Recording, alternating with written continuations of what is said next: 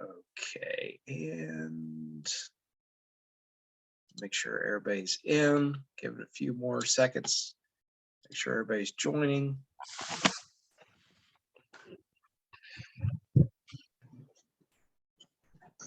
Yep, and Unit 1, Lesson 5.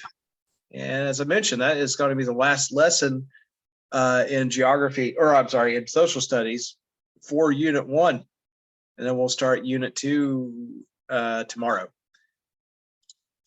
So movement on maps, Lesson 5. Today, it's going to continue on the idea here. We're going to look at a few new features that we find on a map or symbols. So today it's going to be about arrows and lines and how we incorporate those into the map key and things you're going to look for on there. And then, more importantly, like I mentioned last week, we're using a few new tools today to look at some different types of maps, but the same idea is that we're starting to combine some ideas about history, some ideas about people and places, and how we're going to analyze that on a map. So more than just the, learning, how arrows run on a map, it's more about what is the content of that map and what it's trying to tell us in terms of social studies goes and history. So we'll move over here to the next slide and play our audio. To understand movement on maps, it is important to know the symbols and map elements that are commonly used to show movement.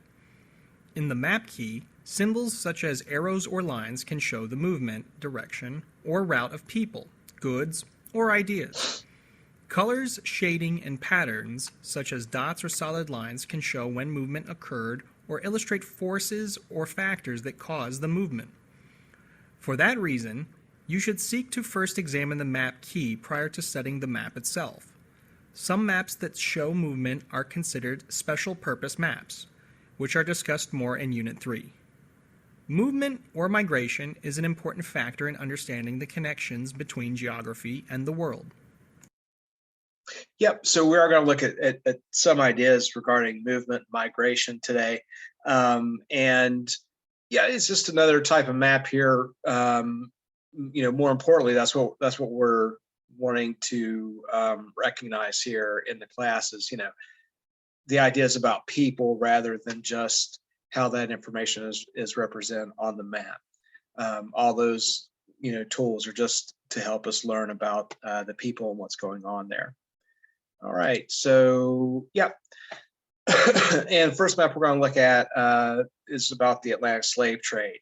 And our little text box over here, when it's looking at the arrows here, it says to study the arrows to understand the direction of movement present on the map. So, obviously, whatever way that arrow is pointing, we know that's the direction of this place, in this case of the Atlantic slave trade. So the ships were coming across from Africa, across the Atlantic into, the quote unquote New World, into North America and South America, starting in the 1500s. And then our second text box there, talking about the map key. So when studying on maps, be sure to note the geographic areas involved. Which areas are the movements going to, or from, or between, and what do you know about those areas during the time period specified on the map? So that's exactly where we want to start. If we look at that map key, the first slave ships from Africa began to arrive in the Americas in the early 1500s. I think around maybe 1540. It was the decade of the 1540s. I can't remember exactly which year. And that's that dotted green arrow. And then we see the solid green arrow up here is representing slave trade routes in the 1600s.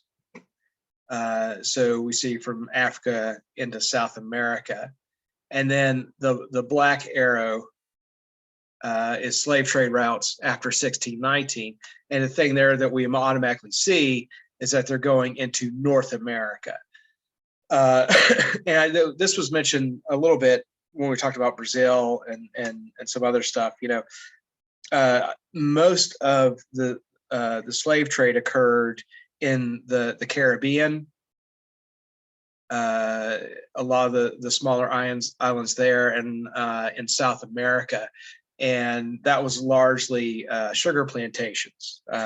Was used slave labor, and then later on, the reason we don't see slaves in the America or in North America until after 1619 was our earliest settlements that were founded by the British wasn't until the 1600s. So Jamestown in Virginia.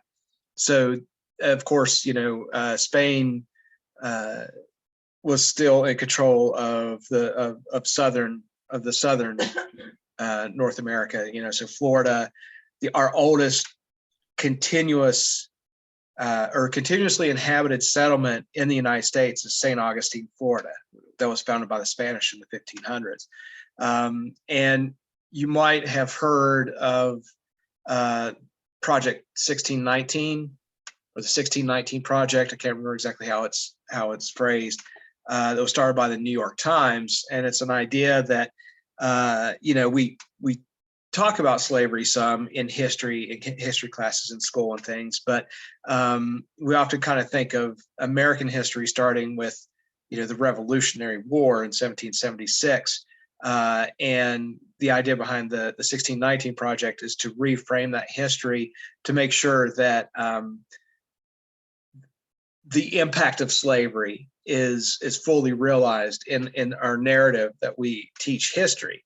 So 1619, right, is that first time a slave ship arrives in North America, and how that's going to affect the development of history from that point forward. So that's what that project is about. You might hear about it in the news from time to time. So those are some things to consider, and this is a good map to start with. The arrows are important, but it's more about the information that's telling us and how it's being stated. So then we see in the lighter shade, right, is gathering areas for enslaved people. I don't know if that wording, I like the idea of gathering areas. They were captured. These were capturing areas where people were taken from their homes and then sold into slavery. And then the dark green shading is the major concentration of enslaved people. So you see mostly along the South American coast. Again, that was things like sugar and rice plantations, largely sugar. That was a lot of the work that slave labor was doing. And then the same in the U.S. here. Up until, we get more cotton plantations in the South, and that would have been the majority of the work after, say, going into the 1700s when cotton production started taking over the southern U.S. Okay. All right, so that is the lesson. I think when we start the quiz, we'll probably be looking at that map again. So we'll slide over to Movement on Maps quiz. That's lesson 5. I'll give everybody a second to catch up.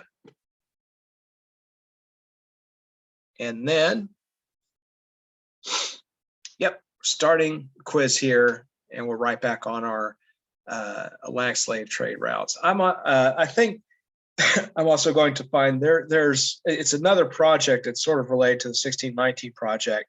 And I might put that up in Google Classroom if I can find a good video link. But somebody did this project, I think it was like slate.com or somebody, and they took all the information they had on every slave ship that left Africa to come to the Americas, like number of slaves that each boat carried, the time, basically the manifest. And they have this timeline. It's an animated timeline that starts in 1540 or wherever. I will try to find it because it's really interesting. And it moves up until the last slave ship.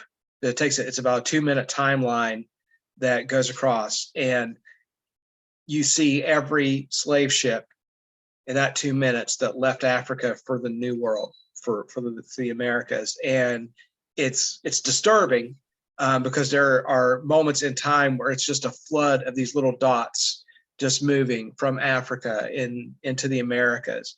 And just the rapidity that it's happening in those 300 years almost or so. Yeah, actually over 300 years. And it just looks like these little dots, like these little ants moving across. But then you realize if you pause the map and you click on one of those dots, it is legitimately showing you exactly where that ship was going, and it gives you all the information on that ship. But I'm going to find it because I think this would be a good place to put it, since it's related to this map. So I'll see if I can put that on Google Classroom tonight with the other lessons and stuff. All right, and our test taking tip. So here we're using the map key to determine the meaning of the map's different colors and shadings. So, we mentioned that. I went through those, those various representations and what those symbols mean. And the map keys provide information about movement on maps, such as who or what group is moving to or from which direction. So, we see here, we're talking about slave trader routes. So not individual people but the routes. And I think the later map here, we're going to see the Silk Road too. So it's, again, the direction of which way the people are moving. And in this case, it's slave ships. Okay, so our first question then. So Jamestown colony was founded, like I said, it's in Virginia in 1607. According to the map, what changes occurred after the founding of the Jamestown colony? So is it A, the slave gathering areas of Africa increased? B, areas with major concentrations of enslaved people moved from South America to Africa? C, more enslaved people were sent from South America? Or D, the trade routes extended to North America? What's the answer? D, as in dog? C. It's D. So it's true, more enslaved people over the course of that time were sent, right? But what we're looking for, the big difference between 1607 and 1619 is that the trade routes started to extend to North America. So about a dozen years after the founding of Jamestown, we start seeing slaves arrive in North America. So it's D, trade routes extend to North America. And that's really what we're talking about. Such little history of Europeans in North America before the first slave ships arrived. There were, about 100 years worth of history, but of course there's very few Europeans here. There's very few colonizers here.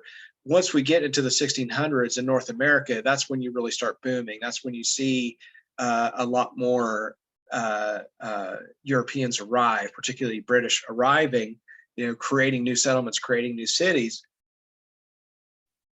And so it's hard to separate the history of slavery from the early history of America.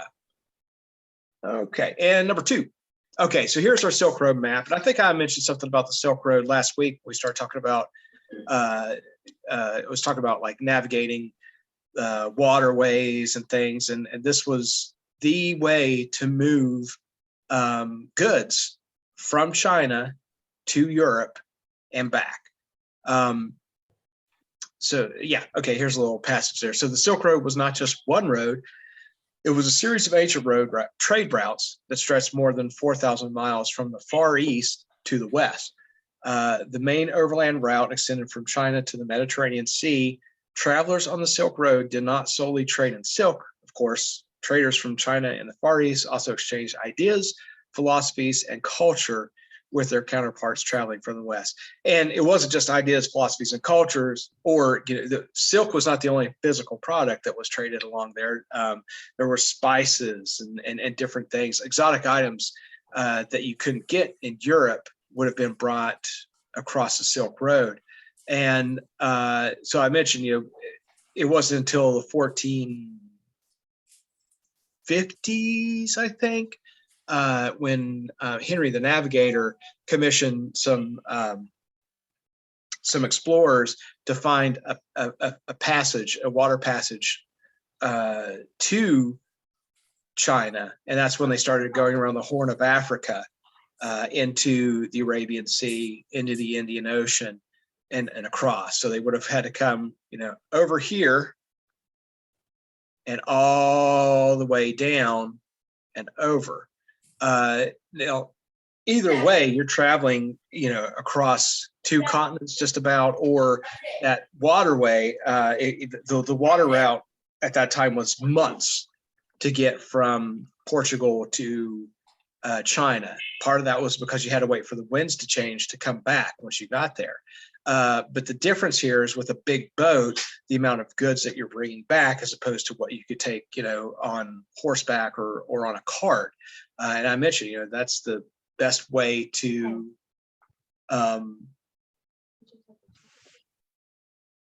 get across, or the easiest way to transport any good is on water, because it gives you the least amount of resistance. So, but anyway, this shows you the different ways on the key here. So the solid sort of pinkish red line is the main Silk Road. The dotted line is the connecting routes. And then it also has the Great Wall of China right here, which was constructed to keep out invading Mongols from Northern Asia. And you can see, like I was talking about Afghanistan before, it's Kabul right there would have been part of Afghanistan, even though there wasn't an Afghanistan state. None of these were like the modern countries, the borders of the modern countries today. But it was a really, really important place in that day and age, because Afghanistan and Kabul was called the roundabout of Asia, the roundabout of Central Asia, because so much trade traffic passed through that area and around that area. And you can see right there, it's almost in the center of the Silk Road. And then we move on, you can see where it starts to split up into the sort of secondary routes into Europe. All right. All right, so let's take a look at our questions then. So why was the Silk Road important? It boosted the economy of Africa. B, it prevented the cultural exchange between the Far East and the West. C, it provided silk to wealthy Asians. Or D, allowed for goods and ideas to be exchanged. D. D is in dog. Yep. Yeah. It allowed goods and ideas to be exchanged between Asia and Europe. So, prior to the 1400s, that's how a lot of just everything was exchanged, was across the land. And then, you have this explosion of exploration in the 1400s that's really going to change the world, because up until this time, China, Asia, this area was really the hub of economic activity and ideas. It was the modern world, and Europe was largely a backwater. The population is really sparse through a lot of Europe. There's these disconnected kingdoms that sort of rule the territory, and Rome, which we're going to see a map on the Roman Empire, is long gone. It's been in decline for like a millennia at least. So Europe is not the power that we're going to see after the 1400s. So a lot of economic activity, a lot of economic power is coming from Asia at that point. Okay, so Silk Road again. How might goods from Alexandria have reached Kabul? So would it have been via Rome to Constantinople? Would it be Seleucia to Bactria? Would it be C, across the Great Wall of China? Or D, from Antioch to Samarkand? B. B, yep. And I'll find that on the map for you. So it's Seleucia and Bactria. So if we were coming like from Constantinople, your main road right here, Seleucia, and then Bactria is right here. And all the other ones fall out of that line, right? You would actually be going out of your way to use the other access or road accesses. So B for number 3. And here, what connection can you make about the cities of Samarkand, Bactria, Kashi, and Kabul? A, these cities were not located on the main connecting routes of the Silk Road. B, these cities were located north of the Great Wall of China. C, these cities were centrally located on the Silk Road. Or D, Kashi and Kabul were west of Bactria and Samarkand. C. C. C is in cat. Yeah. And yeah, so we mentioned, right here, Kabul, it's off the main road because you have to get around the Hindu Kush, but it's very close. Bactria, Kashi, Samarkand, all real central to the Silk Road, right there in the middle, all part of that roundabout of Asia, where a lot of traffic is going to pass through. Okay, one more for the quiz. So, how is it likely that traders from Rome reached the Silk Road? Were they going to use A? You say D. D as in dog. Yeah, D by vote. Right here. So you got to get off the Mediterranean. You got to get over here. You're certainly not going to go up through the Alps, and around. So your easiest way is going to be the Mediterranean Sea. So you could connect to Alexandria and then on through the Silk Road from there. Okay, so we are through the quiz. Let me go ahead and I think I got a couple things here in the chat. Okay, so I'll go ahead and review the answers here in case any of you guys missed anything. So 1 is D, as in dog. 2 is D, as in dog. 3 is B, as in boy. 4 is C for cat. And 5 is D, as in dog. All right. Everybody able to get caught up there?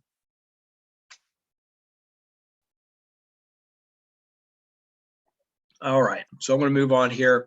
I'll submit the answers. Double check, make sure we have green checks, green check, green check, green checks. Yep. All right. Just as it should be. All right. So on to the workbook. So going over to the next activity. And again, so we're on lesson 5, unit 1, lesson 5, movement on maps in the workbook. So just to review here, maps use a variety of effects, right? We've seen colors, we've seen shading, symbols. Now we're looking at lines that move in different directions to show movement. And then when examining a map, read all information on it, especially the key, the map key, so that you understand movement. Often a map key provides information about movement, such as what was moved, who moved it, and when. In addition, a line and a compass rose can help you determine the direction of the movement. So on a few of the maps that we're going to see now, particularly this one, on the American Revolution, we're going to see these arrows of movement, but it gets a little jumbled when you're dealing with multiple lines. And in this case, we're going to have additional information in the form of dates that are going to help. And then over here, it says that on our text box, use the map key to help you identify symbols specific to the map. And then the other text box says information about movement on a map is not always presented in the key. Lines and arrows can provide more details. So that's what I mean. It shows you our lines here, American forces in that kind of maroon fuchsia color. And then the little star kind of burst is victories. So American victories, and then British forces in black and British victories in black. And that's all fine and well. You need some more information sometimes though. So, and you need things to help make sense of that. So, you'll see here, not only do we have those lines, but we have, places and dates, like Princeton, January 3rd, 1777. That's going to help you figure out the timeline here, like White Plains up here, October 28th, 1776. So that way you know the order of events, right? This took place before the Battle of Princeton down here. Trenton, the Battle of Trenton in, it was like over Christmas night of 1776, December 26, 1776. That's the battle. You've probably seen that famous painting of Washington crossing the Delaware with him and his men in the boat, and he's standing at the front of the boat. That's the battle that's representing. I mean, of course, it was painted years after that, and there's some historical inaccuracies in it, but that was the battle that references, the Battle of Trenton, where they go across the Delaware at night and then attack Hessian soldiers stationed in Trenton. All right, so moving on, we're going to start the workbook.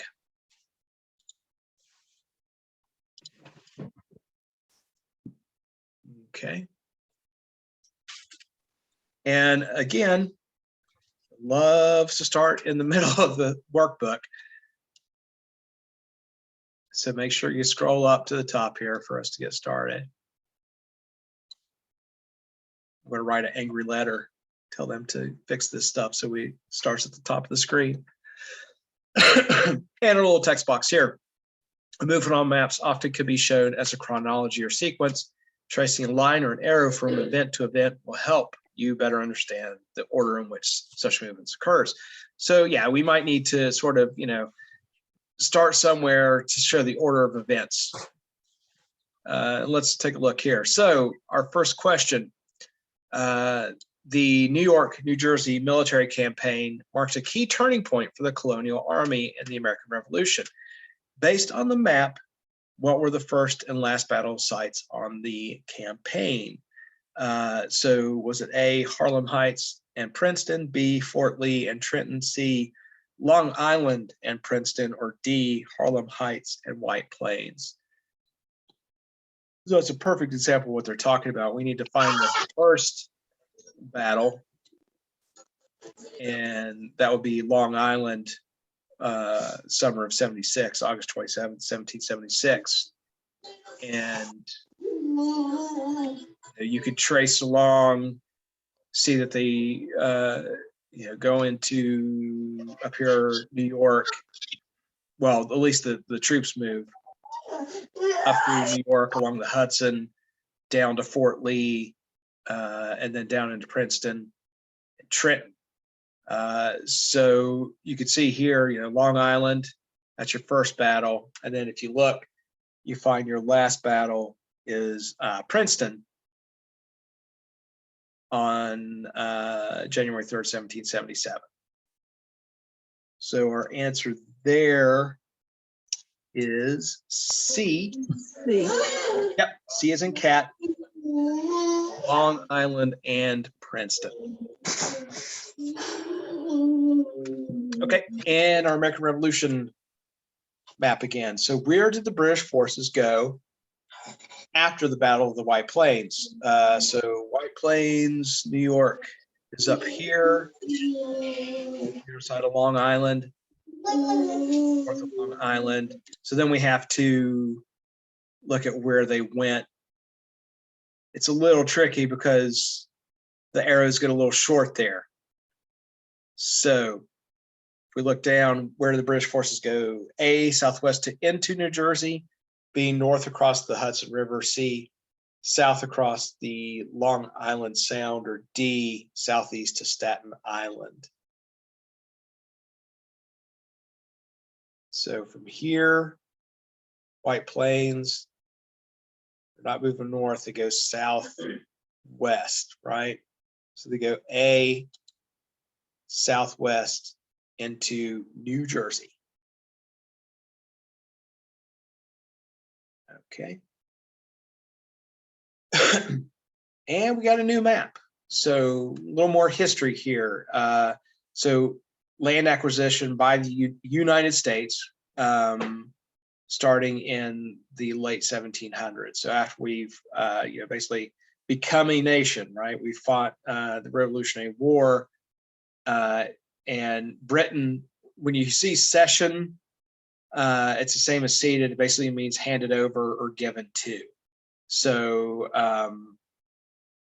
a lot of that land outside of, say, the Louisiana Purchase, which we actually bought from Napoleon in 1803, a lot of the land was just handed over to us, some of which was basically because of war. We won a war against Mexico that resulted in the cession of the southwestern U.S. Some of it was purchased. Other parts like down here, the Gadsden Purchase expanded our southern extent of Arizona and New Mexico. But just want to make sure you understand the vocabulary there. So when it says cession or ceded, it just means basically given to or handed over. All right, and then, so which statement best describes the map? So A, the map shows Western expansion between 1803 to 1853. B, the map illustrates the acquisition of territories between 1783 to 1853. C, the map shows the battles fought for Western expansion. Or D, the map shows the sequence of events that led to Western expansion. Which one here does the map best represent?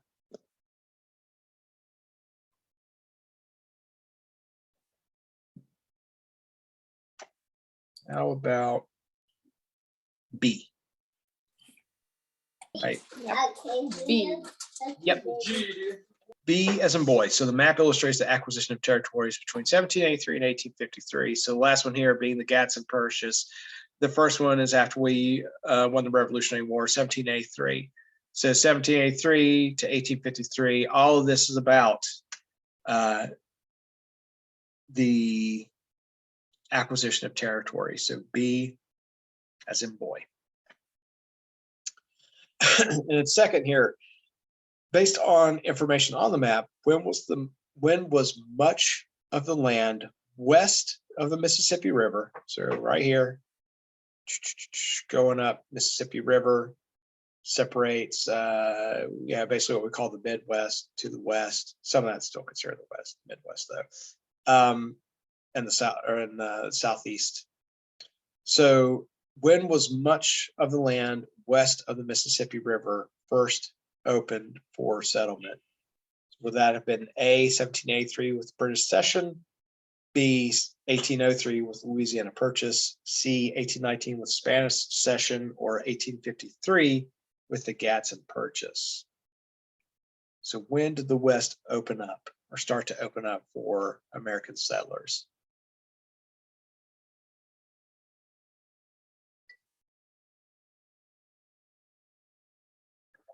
Any guesses? B. B, yeah.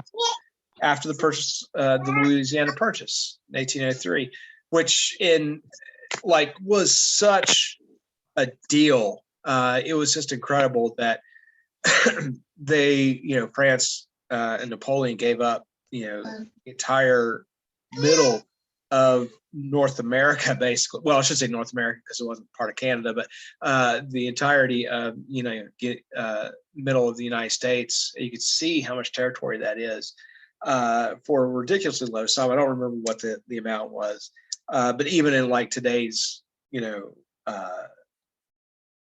today's world, it would have been considered just like a stupid deal to let go of that.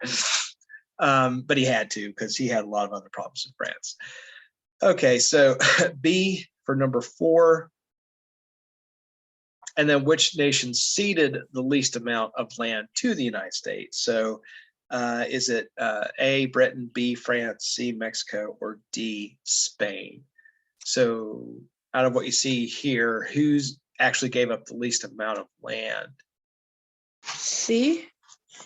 C, Mexico. Actually, D, Spain, right? Because Mexico gives up basically the whole Southwest, California, Nevada, Utah, Arizona, a little bit of New Mexico, a little bit of Colorado, and a little bit of Wyoming. So yeah, that huge territory. Then they sell off this little bit of territory. But Spain, basically, we get Florida and most of that Gulf shore, right, of Alabama, Mississippi, and then they also had this little bit of territory right here. So early on, this kind of goes back to what I was saying before.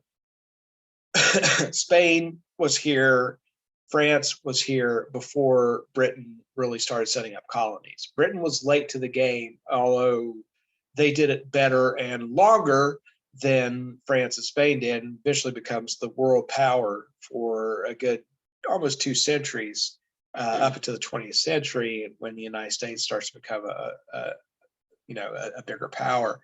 But from the 1500s, Spain had settlements here. The first being St. Augustine along the coast, and then France had a few. And Spain was really dominated this area for quite a while until Britain really kind of stepped up. And that was mostly the people that fought the American Revolution were largely descendants of the British Empire, right? Anglo Americans. So once the United States was formed, they slowly started taking territory, buying it, of course, taking it from Native Americans, and then through other types of pressures, basically pushing out Spain and Mexico until we had basically control from coast to coast of all of that territory. All right. So anyway, so that's 5 is D as in dog. And then 6, which of the following states was included in the Mexican Cession of 1848? So looking at the Southwest Territory here, which state is included in that? Is that A, Florida, B, Illinois, C, Oklahoma, or D, California? California, D, dog. And of course, at one point, that was not just Mexican territory. Again, just like Spain had colonies and set up settlements in Florida, a lot of the early settlements in California were also originally settled by Spain, and a lot of missions. So there's a lot of mission work in that part of the world too early on, which was also set up by Spain. So that's why you see a lot of names like Los Angeles, San Diego, that have a Spanish flair to them. Those are all derived from Spanish settlers. All right, number 7. And just to go back, so that's D, California. Number 7, how many years elapsed between the first and the last cessions of British land? So we're looking at this one. That's not gonna let me highlight that. So obviously the 13 colonies and the rest of the territory here that had not been settled yet was ceded by Britain in 1783 after the American Revolution. And then the last one being the Oregon Territory in 1846. So how long elapsed between that time? So A, 35 years, B, 33, C, 53, or D, 63? Is it D? 63. Yep. D is in dog, 63 years.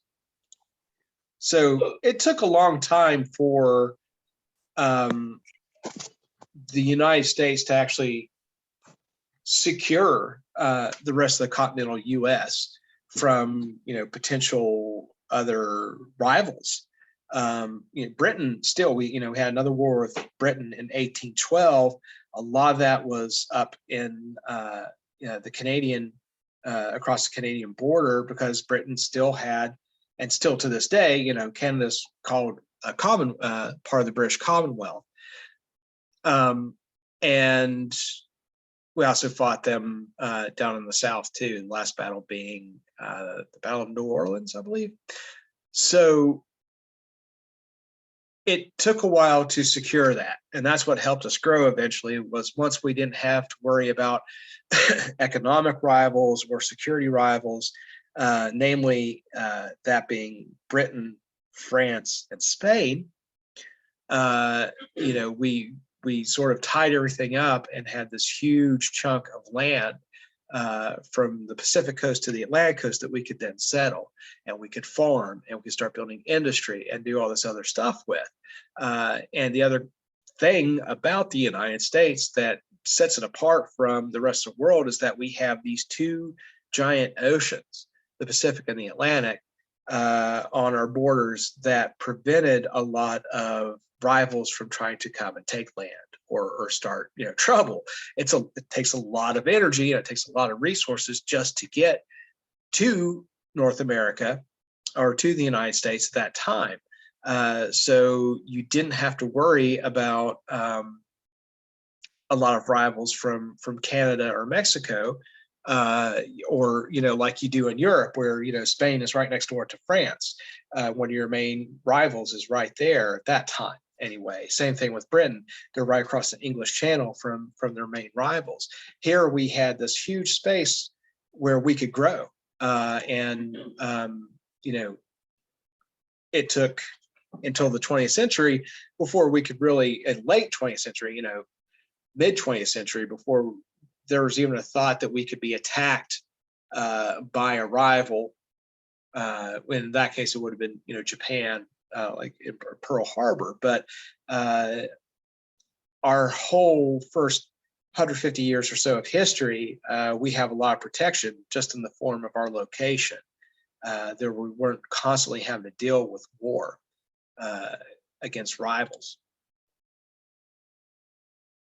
All right, so D, 63 years. And number 8, so which of the following nations ceded the most land? So we know that Spain ceded the least.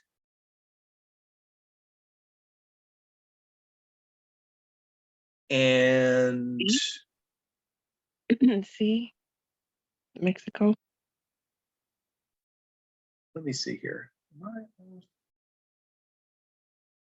So number 7 was D, yeah. And 8, which of the following nations ceded the most land along the Gulf of Mexico? I didn't finish reading the question. B. I was serious. B. Yeah, so it's B. B. It's Spain. Yeah. Hey, you should take my own advice. Always make sure you read all the questions. I started looking at that well ahead of getting to that point. Yeah. So all of that is Spanish territory, right? All of that belonged to Spain. So basically from down here towards the tip of Florida, all the way across to get almost to Texas.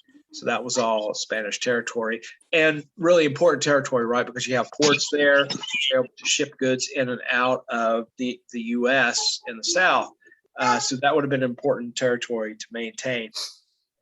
All right, it's going to be a new map, Voyages of Exploration here. So little passage. As I've already talked about Henry the Navigator. In the 1400s, Henry the Navigator, a Portuguese prince, helped start the age of discovery in Europe by funding numerous expeditions abroad. One of his goals was to find a sea route to Asia. He also wanted to gain geographic knowledge before the 1400s. Exploration did exist, but on a smaller scale. However, sea and ocean expeditions did not venture very far away from their home bases. It was not until the Viking explorations of the Atlantic that expeditions penetrated distant waters. And they kind of make a big deal sometimes about the Vikings finding the New World, finding the Americas first, but they didn't really leave far. Right, they were probably here, but they didn't actually settle any territory. There wasn't any big ramifications. There wasn't any big effect that they found the New World. On the other hand, where once we get to like France, Spain, Portugal, these explorers, once they found it, they settled it. Then they started developing the land. They started farming the land. And then eventually, slaves started coming over. So there was this huge change in the world because of that European exploration, and not all of it good. And the other thing is, technology had changed at that point to allow that. So I'd mentioned like in the 1500s, we're going to get that Mercator map that's going to help with navigation because it's so easy to plot on and it helps with your accuracy. And then like things like the sail, so you're going to get square rigs, square sails, and deep draft boats that can, can better handle those rougher waters in the Atlantic and Pacific, so you don't have to worry about capsizing. So you can venture farther out into rougher water, and then the different types of sails allowed you to harness that wind power for longer voyages and in different directions. And then here's the result.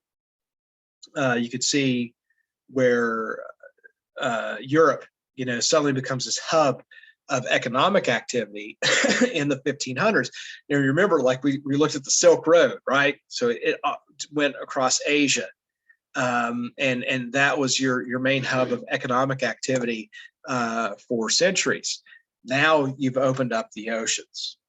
Now you can not only trade with more people at larger distances, you can move more goods on that water. And it's largely those European countries of France, Spain, Portugal, and then a few years later, Britain, that are going to dominate that and change the world. And they were talking about Henry the Navigator. So out of Portugal, they started exploring farther and farther south around Africa until they eventually came and made it around this way. And then later on in the 1500s, we see like Magellan and Drake, who circumnavigate the entire world, right? They start in Spain and Britain later on, and then go all the way around South America and across the Pacific, and then come around here to complete their voyage.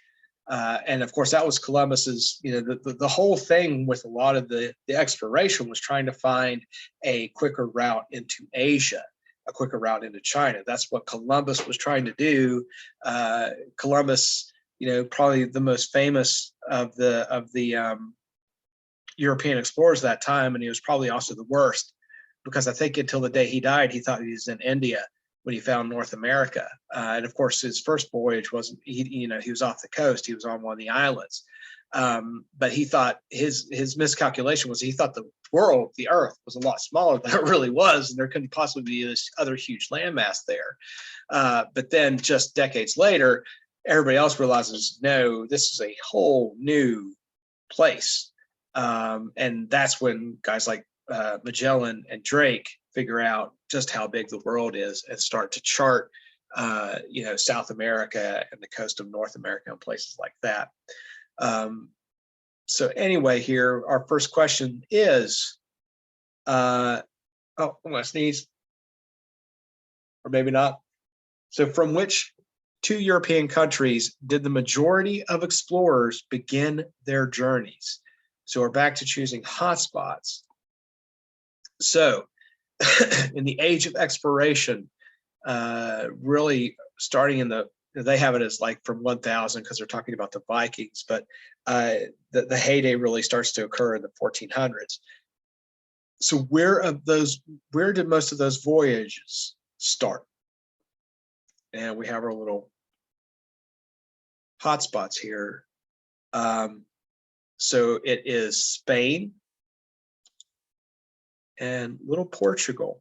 Spain and Portugal is where most of those early exploration voyages took place, from what they're saying is, from like 1000 AD to 1609 AD. So all that takes place, starts from France and Portugal. Portugal really being the starter of that, with Henry the Navigator, who's commissions these explorers to start looking around the world. All right, so click Spain and Portugal, submit, and that lights right up green. All right, in our same passage, and now on the map, select the hotspot that indicates the first expedition to reach North America. And we can use our passage here too, because it said, right, it was not until the Viking explorations of the Atlantic that expeditions penetrated distant waters. So it's going to be up here with the Vikings circa 1000. They used different ships, but they kind of skipped along the North Atlantic, and they didn't sail this open water like the later explorers did. In their little boats, they were able to kind of skip over to Iceland, to Greenland, and a much shorter journey into North America, this upper part of North America. And it was still really dangerous. You know, there was still open water, and they had a lot smaller boats, but they were also not on the water as long, whereas it would take weeks for these other vessels to make it across the Atlantic. All right, so Vikings for number 10. And our same passage in this one, if the explorer's name appears more than once. Oh, okay. So on the map, locate the name of the explorer who first circumnavigated the world. So the first one, and I mentioned two names here.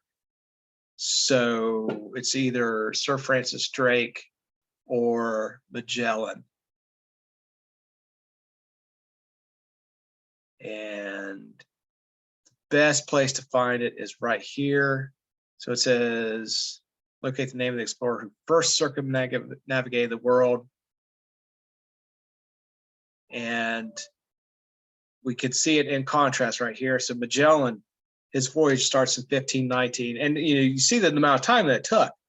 Now, of course, they were stopping along the way. It wasn't just one, like they were just sailing from point A to point B, but 3 years. So from 1519 to 1522, Magellan started in Spain, went all the way around the tip of South America, back out into the Pacific Ocean before it spits him out on the Asian side of the Pacific, and then back around through Africa. So he was the first, and it's over here too, Magellan. So you can click on, you don't have to click on both of them, but they both should light up green. All right. So Magellan's voyage in that gold kind of color for number 11. And then on the map, locate the name of the explorer who explored the Caribbean islands. So the Caribbean is right in here at middle of the Atlantic, south of the mainland North America. And that's going to be Drake. No, it's Columbus. You look at the kind of pink colored dotted line, right? Columbus. Oh, I did see 1492. Yeah. So Columbus in 14, and yeah, that's I mentioned before. He never made it to mainland North America. His voyages were all into the Caribbean islands. So everything he found was down in the Caribbean Sea. And he made several trips too. He brought back some of the indigenous people from the Caribbean and introduced them to the Spanish. Columbus was actually Italian. He was from Genoa, Italy. But he had this wacky idea that he was going to find this, super quick passage to Asia, and he couldn't find anybody to commission him boats. And so he finally got Queen Isabella and King Ferdinand to give him 3 boats, the Pinta, am I going to forget the names? the Nina, the Pinta, and the Santa Maria. It took me a second. Of course, there are these famous ships, and we learn about them all through school. They're also very small and they were pretty shoddy. They were not the best ships. Spain had a huge armada. It was a maritime power by the time Christopher Columbus gets the ships in 1492, but they don't have a lot of faith that he's going to find anything out there. They just kind of write him off. They're like, okay, let's give him a few ships. Let's see if he comes up with something. And that's really, what seals the fate of the world after that. So number 12 is going to be Columbus, the little dotted line there. Hit submit. Okay, last map, I believe, for the last set of questions here. And looking again, dealing a lot with trade routes this time, right? We saw the Silk Road. We've seen exploration via maritime exploration through the late or early 1600s, Silk Road, and now the Roman Empire. So well before a lot of what we talked about here, the Silk Road or the Age of Exploration, Rome was the center of the universe. And it shows you here, shaded in that light green, the Roman Empire at its height around 200 AD.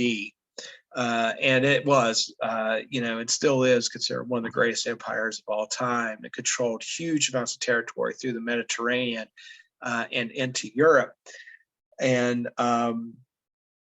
so we also see the trade routes here, extensive trade network through Europe and the Mediterranean, and it linked a lot of the known world at that time. All right, so if we take a look at the map here, we'll get to our questions. So it doesn't have any text. So based on the map, which of the following best describes trade activity of the Roman Empire? The Roman Empire was so large that it only traded within the empire. B, the Romans preferred not to trade with people to the north and south of Rome. C, the Romans only traded within their empire. Or D, the Romans traded extensively, including outside of their empire. So which answer we want there?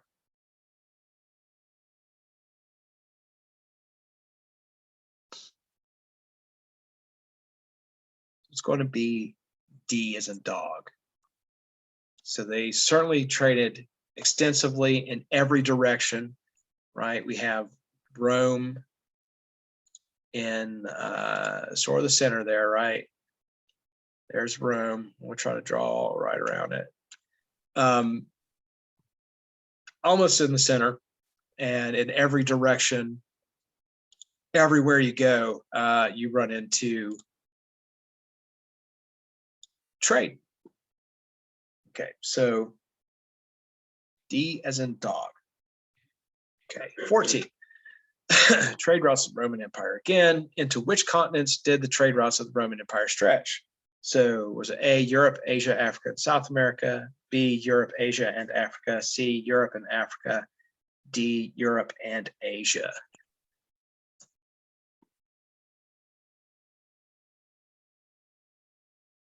So it's going to be B as in boy.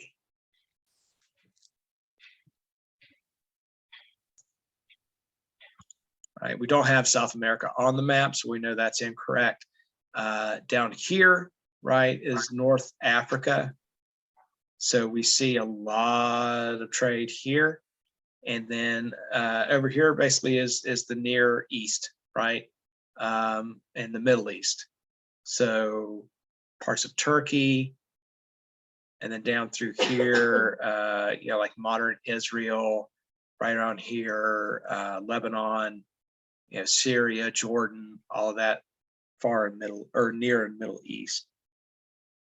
Okay, so B, Europe, Asia, Africa.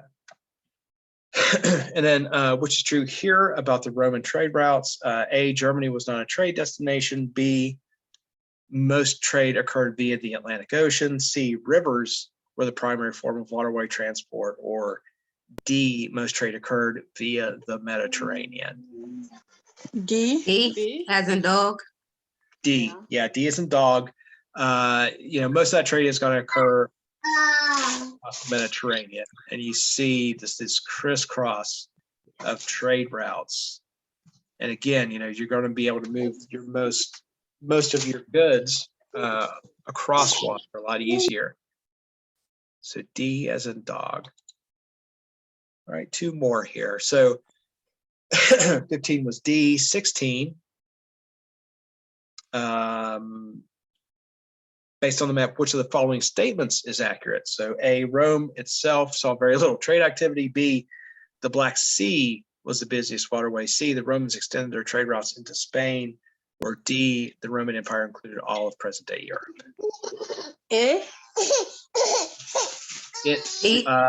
C, it extended into Spain.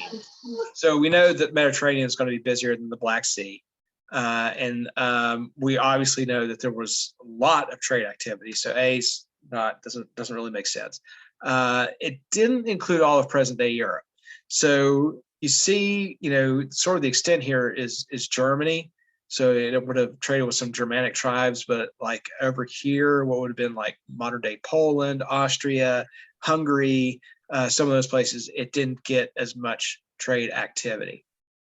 So that leaves C as in cat, the Roman Empire. Or I'm sorry, this into Spain. Okay, last one here. So which one's most likely a consequence of the Roman trade routes? A, the trade routes caused the Romans to become increasingly isolated. B, the trade routes allowed Rome to enforce its laws throughout the world. C, the trade routes were the main cause of the Roman economic collapse. Or D, the trade routes allowed for an exchange of cultural knowledge. D. D. D as in dog. So this time in history, at the height of the Roman Empire, they had this idea called the Pax Romana, and it translates as the Roman peace. But they were spreading their ideas, their culture across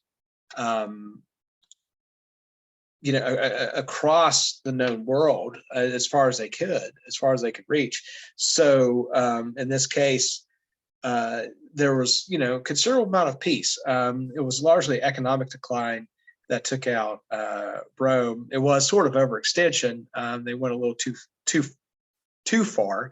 But there's that idea that we'll hear sometimes apply to other empires, or like the Pax Britannica or the Pax Americana, where there was this relative peace because you had this one single power that was sort of, and of course that's very, very, very debatable, but you could see where with that sort of where that idea is sort of presented as having this power that kind of oversees everything. All right, I will run through the questions now. I'm going to go ahead and stop recording.